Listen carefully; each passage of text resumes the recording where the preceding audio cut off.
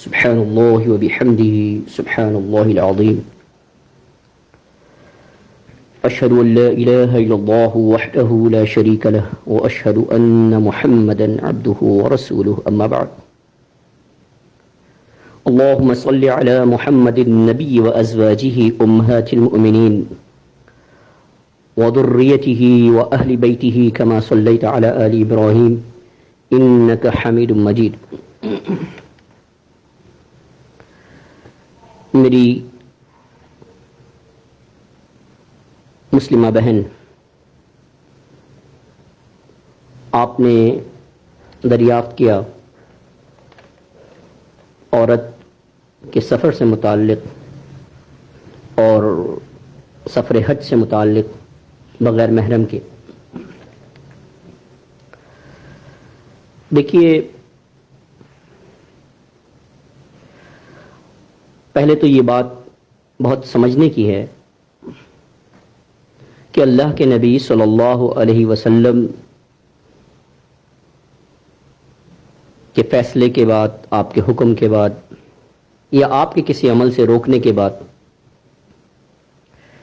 کسی بھی شخص کو یہ اختیار نہیں ہے کہ وہ اپنی کوئی منمانی کرے یا اپنی رائے، اپنے قیاس سے کوئی بات کہے. اور اس سلسلے میں خود اللہ کے نبی صلی اللہ علیہ وسلم نے اصول دیا ہے.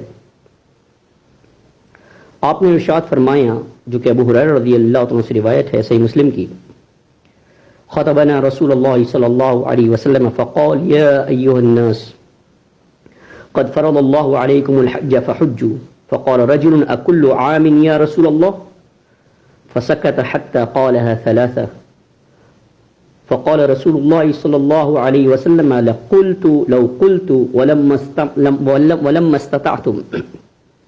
رسول اللہ صلی اللہ علیہ وسلم نے ہم سے خطاب کیا، ہمیں خطبہ دیا، اور آپ نے یہ فرمایا، اے لوگوں، یقیناً اللہ نے تم پر حج فرض کر دیا ہے، لہذا حج کرو.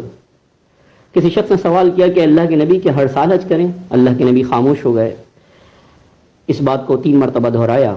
اللہ کے نبی صلی اللہ علیہ وسلم نے ارشاد فرمایا، اگر میں یہ کہہ دیتا کہ ہاں تو یقیناً یہ چیز تم پر لازم آ جاتی اور تم اس کی استطاعت نہیں رکھ پاتے. لو قلت نعم، اگر میں یہ کہتا کہ ہاں، ولما استطعتم، تو تم اس کی استطاعت نہیں رکھ سکتے تھے. صحیح مسلم حدیث نمبر 1337. اور صحیح بخاری کے الفاظ ہیں.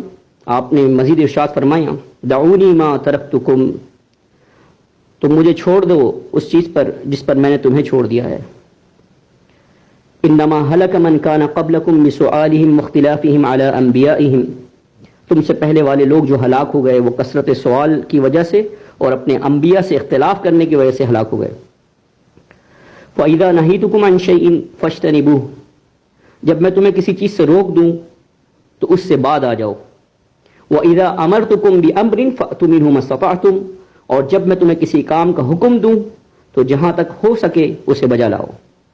تو یہاں یہ بات معلوم ہوئی کہ جب کبھی بھی کسی کام کے کرنے کا حکم اللہ کے نبی صلی اللہ علیہ وسلم دیں تو بقدر استطاعت اس پر عمل کرنا چاہیے. اور استطاعت کا معاملہ اللہ اور بندے کے درمیان ہے. اگر کوئی آدمی اس معاملے میں کسی بھی قسم کے تساہل کا مرتکب ہوتا ہے تو اللہ بخوبی جانتا ہے کہ کون آدمی استطاعت کے بعد نبی کے حکم کو نہیں مان رہا اور اس سے روگردانی اختیار کر رہا ہے. البتہ جب یہ بات آئی کہ جب میں تمہیں کسی کام سے منع کروں، باز رکھوں تو اس سے باز آ جاؤ، تو وہاں پر لفظ استعمال کیے فَإِذَا نَهِيتُكُمْ عَنْ شَيْءٍ فَاجْتَنِبُوهُ، جب میں تمہیں کسی چیز سے منع کروں، روک دوں، تو کوئی چارہ کار نہیں ہے سوائے اس کے کہ رک جایا جائے اور اس سے باز آ جایا جائے. تو یہ اصول ہے، اور ہم اور آپ اس بات کو جانتے ہیں کہ اللہ کے نبی صلی اللہ علیہ وسلم کے حکم دینے کے بعد ہمارے پاس کسی قسم کا کوئی اختیار نہیں رہتا. اور کوئی بھی شخص اگر اس پر کوئی بھی بات کرتا ہے، مثال کے طور پر جیسا کہ آپ نے کہا کہ خواتین جو ہیں ان کا جو گروپ ہے، مجموعہ، جس طرح کے بعض مذاہب کے علماء بھی کہتے ہیں کہ وہ سفر کر سکتا ہے، اور اس کے لیے بعض ایسی دلائل دیتے ہیں کہ جو سمجھ لیجئے کہ ناقابل فہم ہیں. مثال کے طور پر کسی خاتون کا اللہ کے نبی صلی اللہ علیہ وسلم سے سوال کرنا. دیکھیے حکم کے معاملے میں تو خود اگر اللہ کے نبی صلی اللہ علیہ وسلم کا فعل بھی ہو تو ہم اس پر اس لیے عمل نہیں کرتے کہ حکم جو ہے وہ ہمارے لیے ہے اور اللہ کے نبی صلی اللہ علیہ وسلم کا فعل جو آپ نے کیا تھا وہ پہلے کا ہے اور حکم بعد کا ہے. خود نبی صلی اللہ علیہ وسلم کے فعل پہ عمل نہیں کرتے. اس کی بے شمار مثالیں ہیں. مثال کے طور پر اگر کوئی شخص ہم سے یہ کہتا ہے کہ نبی صلی اللہ علیہ وسلم نے کھڑے ہو کے پانی پیا ہے اور اس کے اوپر دلائل دیتا ہے تو ہم یہ کہتے ہیں کہ اللہ کے نبی نے ہمیں روک دیا ہے تو لہذا ہمیں رک جانا ہے. نبی کے فعل پر بھی جو ہے وہ عمل نہیں کرنا. چاہے جائے کہ کسی خاتون کے حوالے سے یہ کہا جائے کہ انہوں نے یہ کیا تھا اور اللہ کے نبی نے پیشنگوئی کی تھی کہ فلاں فلاں خاتون جو ہے وہ ہیرا مقام سے چلیں گی اور فلاں پہنچیں گی، تو ان کے اس خاتون کے عمل کو دلیل بنا کر یہ بات کہی جائے کہ سفر کیا جا سکتا ہے، یا کسی ایک خاتون کے قافلے میں آنے کے اوپر یہ بات کہی جائے جو کہ میں سمجھتا ہوں ایک مبہم بات ہے کہ خاتون جو ہے وہ چونکہ بغیر محرم کے آئی تھی تو لہذا سفر کیا جا سکتا ہے. تو یہ چیز جو ہے وہ ناقابل فہم ہے اور اس پر عمل نہیں ہو سکتا کیونکہ جو چیز حکم ہے نبی صلی اللہ علیہ وسلم کا وہ مقدم ہے. اور اس بارے میں بے شمار احادیث ہیں. اللہ کے نبی صلی اللہ علیہ وسلم نے ارشاد فرمایا، ابو سعید خدری رضی اللہ تعالیٰ عنہ سے روایت ہے کہ لا تسافر المرأة الا مع زوجها او ذی محرم. صحیح بخاری حدیث نمبر 1197، صحیح مسلم حدیث نمبر 827 کہ کوئی عورت سفر نہ کرے مگر اپنے شوہر کے ساتھ اور یا پھر محرم کے ساتھ. اس کے علاوہ اللہ کے نبی صلی اللہ علیہ وسلم نے ارشاد فرمایا جو ابو ہریرہ رضی اللہ عنہ سے روایت ہے، صحیح ابن حبان میں ہے، لا يحل لامرأة ان تسافر الا مع ذی محرم، کہ کسی عورت کے لیے جائز نہیں ہے کہ وہ سفر کرے مگر محرم کے ساتھ.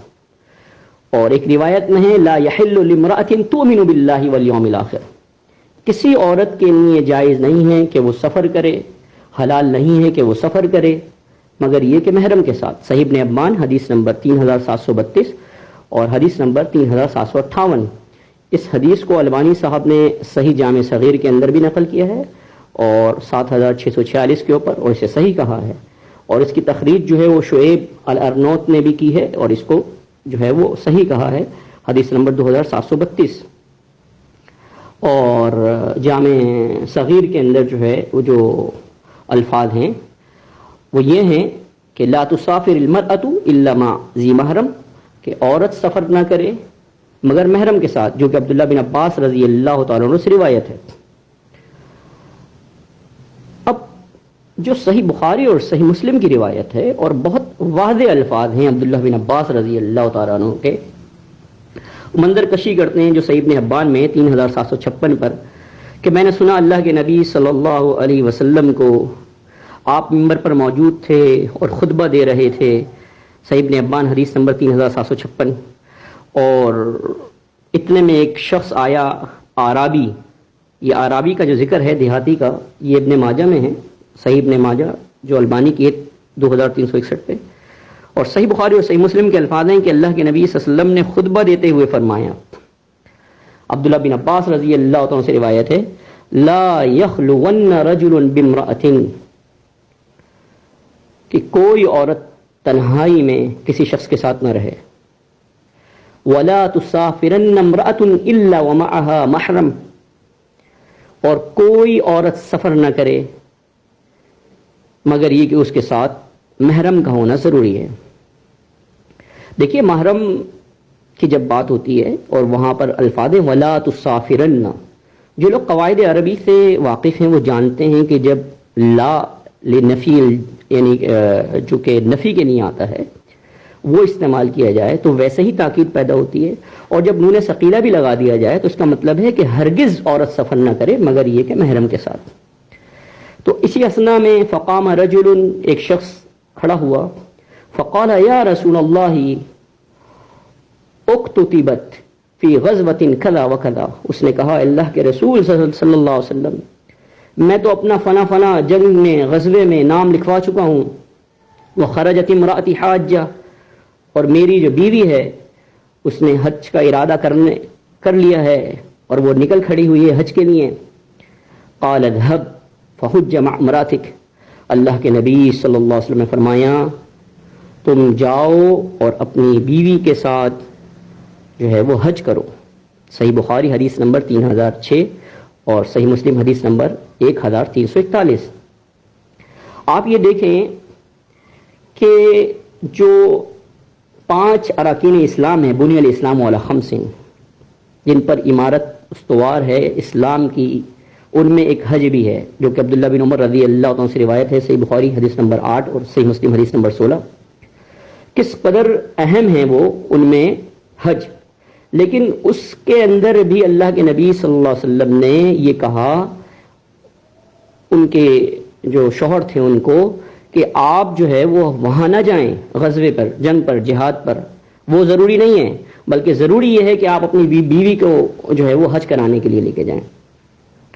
اور اس کی وجہ کیا ہے کہ جب کبھی بھی حضرت عائشہ صدیقہ رضی اللہ عنہ نے کہا کہ اللہ کے نبی صلی اللہ علیہ وسلم الا نخرج نجاہد معکم، کیا ہم آپ کے ساتھ جہاد کرنے کے لیے نہ نکلیں؟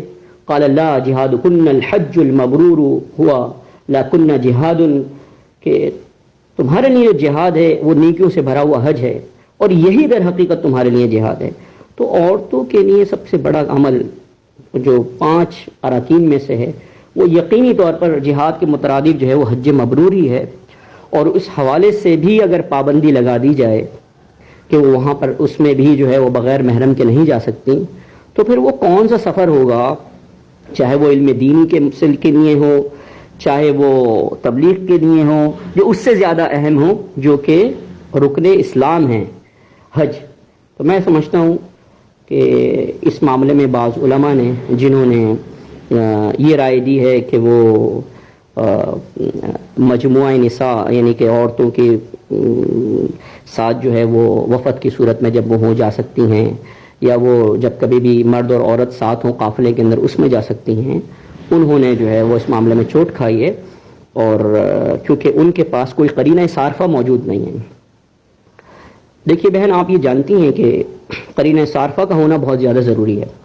جب کبھی بھی اللہ کے نبی صلی اللہ علیہ وسلم حکم دیں تو اس کا قرینہ صارفہ آپ خود بتائیں گے. مثال کے طور پر صحیح بخاری حدیث نمبر 7368 اور حدیث نمبر 1183 پر ہے، عبداللہ بن مغفل یعنی البزنی رضی اللہ تعالیٰ عنہ سے روایت ہے، صلو قبل صلاۃ المغرب. اللہ کے نبی صلی اللہ علیہ وسلم نے 3 مرتبہ ارشاد فرمایا کہ مغرب سے پہلے نماز ادا کرو.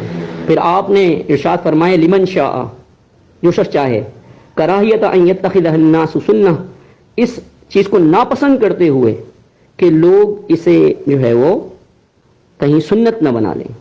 تو اللہ کے نبی صلی اللہ علیہ وسلم نے اپنے حکم کو جو اس بات میں تھا اس کو خود جو ہے وہ آپ نے استحباب کے خانے میں ڈال دیا. بالکل اسی طرح سے جب کبھی بھی اللہ کے نبی صلی اللہ علیہ وسلم کسی چیز سے منع کریں تو اللہ کے نبی صلی اللہ علیہ وسلم خود ہی اجازت دیں گے تو وہ اجازت کارگر ثابت ہوگی. بصورت دیگر آپ کا جو فعل ہے وہ بھی اس کے اوپر جو ہے وہ دلیل کے طور پر پیش نہیں کیا جا سکتا، چاہے جائے کہ کسی خاتون کا فعل پیش کیا جائے. اس کی میں مثال آپ کو دیتا ہوں جو صحیح مسلم 1977 کے اوپر ہے. حضرت بریدہ رضی اللہ تعالی عنہ بیان کرتے ہیں کہ رسول اللہ صلی اللہ علیہ وسلم نے فرمایا نہیتکم عن زیارت القبور فزوروها، میں نے تمہیں قبروں کی زیارت سے روک دیا تھا، اب تم جا سکتے ہو ان کی زیارت کرنے کے لیے. اور ایک روایت میں ہے یہ اس وجہ سے کہ تاکہ تمہیں موت یاد آئے.